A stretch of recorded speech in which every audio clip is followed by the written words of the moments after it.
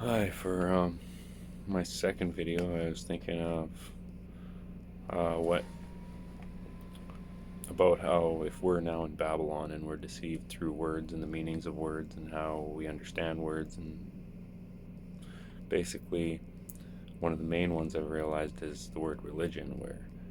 after I found out space was fake and all of it doesn't matter whether you think it's true or whether you think it's proved or not. What's true, it's just what's true, and what's not. So if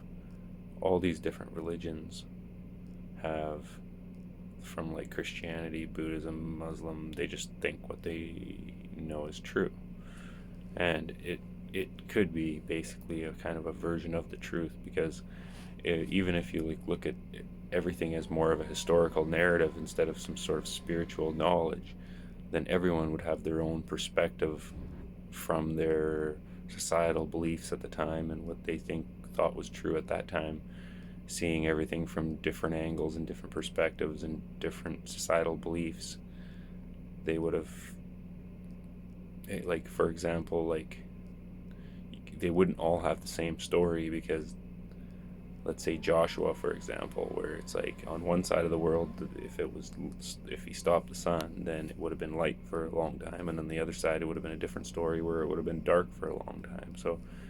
the different stories don't mean it's not true. It just means different perspective from a different area of the world. And yeah, so basically, the word religion is just how your own, I've realized it's brainwashing, because it's like your own personal truth. Kind of like everyone decided to have like their own truth and not fight about it and just call it religion, when really it's what is true is just true, and what is not is not. So, um, yeah, so that's where I think it translates to, where if you, I think he says somewhere, if you do not love the truth, you'll be deceived, where, or even the elect shall be deceived. So if loving the truth is basically got to be, if you think, or somebody even thinks that suggests that you might be wrong, then you should be like a Berean and go double check to make sure they're not telling you the truth, instead of just sticking to your truth biasedly and then basically saying that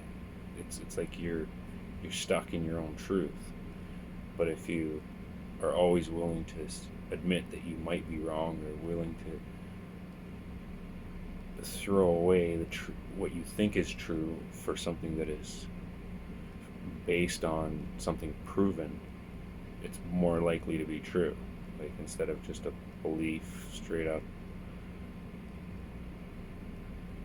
Yeah, I don't know any other a better way to explain that for now, but yeah, basically, yeah, how religion, the word religion is seems like a big brainwashing thing, where that's kind of what they did. Is even That's kind of why I suspect they were even trying to kill everyone that had a Bible at the time, because if they were trying to change history, you can't change history when you have all these people's writings, which are essentially journals that tells you what happened. So if they wanted to rewrite history, they had to get rid of the old history. So it was more of a war on what happened and the truth, and which now we just call history. So it's all tied together, and they just compartmentalized it and basically said there's a spiritual truth, and that's another word I kind of want to go into, but probably in another video. You got to get to work, and yeah, thanks, bye.